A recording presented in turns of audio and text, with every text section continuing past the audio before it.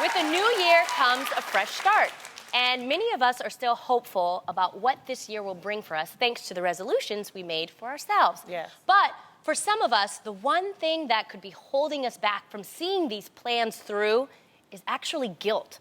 Professor Susan Cross Whitbourne from the University of Massachusetts Amherst says guilt can make you feel defeated, anxious, and depressed. And guilt also comes from expectations we set for ourselves. What do you guys feel about guilt, and how has it affected you? I understand what you're saying, Tamara, because guilt can really bring people through a series of emotions that can weigh so heavily that it begins to show on them. Mm-hmm. I never quite understood it until actually recently. I lied to a family member of mine.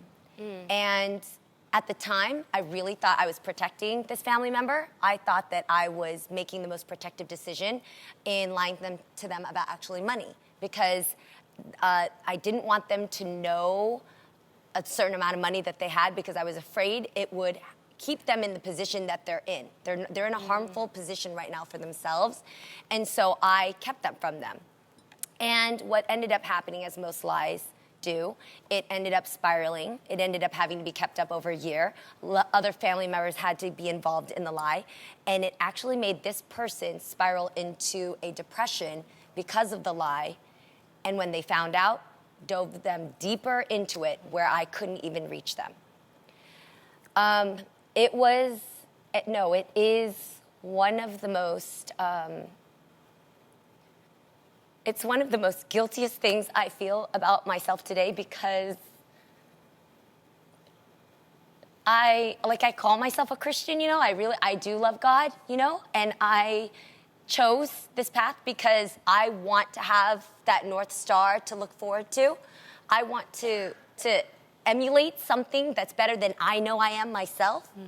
So in that moment, what I did wrong is I tried to play God. But I don't realize that until now. So at this very moment, this is actually the first year where we're getting to that place. I'm trying to rebuild with that person because I've really lost them. And now they're in a place where they're just not trusting anybody. They've built walls and they've begun to abuse themselves. But it really is the most horrible thing that I've learned, that you cannot control somebody's life, and you can never lie and actually keep the dark in the dark, because God will always reveal that to light, and it's not right.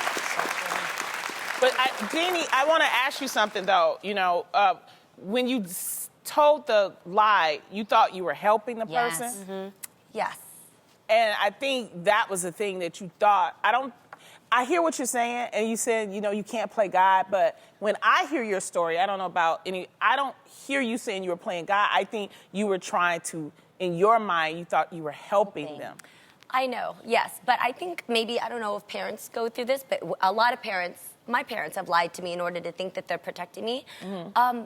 But you guys, you can't lie to someone you love. Mm-hmm. There's no way a lie actually turns out right. And I don't care what anybody else thinks. For me, I will never believe a lie is okay.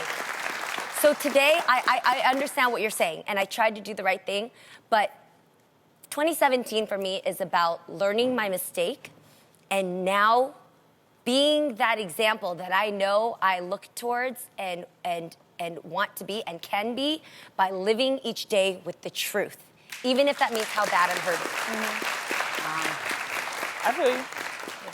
That's awesome. Tam? I applaud you for being honest, Jeannie. Yes.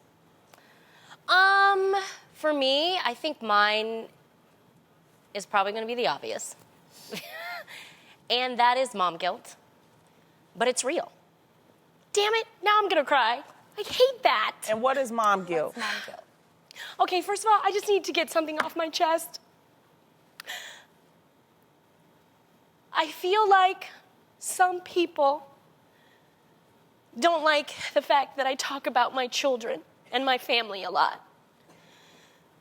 But what they have to realize is that my family is my life. And it should be right now. There's a difference between parenting your children and raising your children. I'm raising mine right now. Mm-hmm. They're under the age of 5. what people need to understand is if they're not moms, they need to get that this time in their life is probably the most important. 5 and under, it is, it's true. Their brain development is going quick and fast. Right. And their experiences shape their characteristic. They change every day. Yes, their experiences shape who they are as people. And I'm not there all the time to see it. I want to be there every day. Mm-hmm. In a perfect world, I wouldn't want a caregiver. That's just the type of person that I am. Mm-hmm. But I also want to provide for my family. Yeah. And I want to be a positive example for my kids that they can grow up and do anything that they want to do. Mm-hmm. But at the same time, I don't get to spend that time with them. Mm-hmm. And I just want my children to love me just as much as their dad, because he's there a little bit more than I am. And I think working mothers, we're amazing, by the way. They will understand when I say that. Just because mommy's not there doesn't mean that I don't love you. I'm working because I do. Mm-hmm.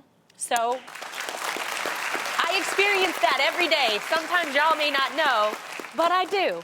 I do. And on the weekends, I try to do my best, but sometimes I just feel it's not good enough, honestly.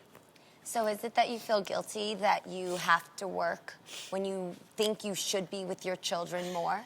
Yes, and sometimes people don't understand that, but you'll understand it once you're a mom, and especially once you see social media and you see these moms posting pictures of their kids, like every single second, every single moment, like going to the park with them, going to classes with them, music class. I'm not able to do that.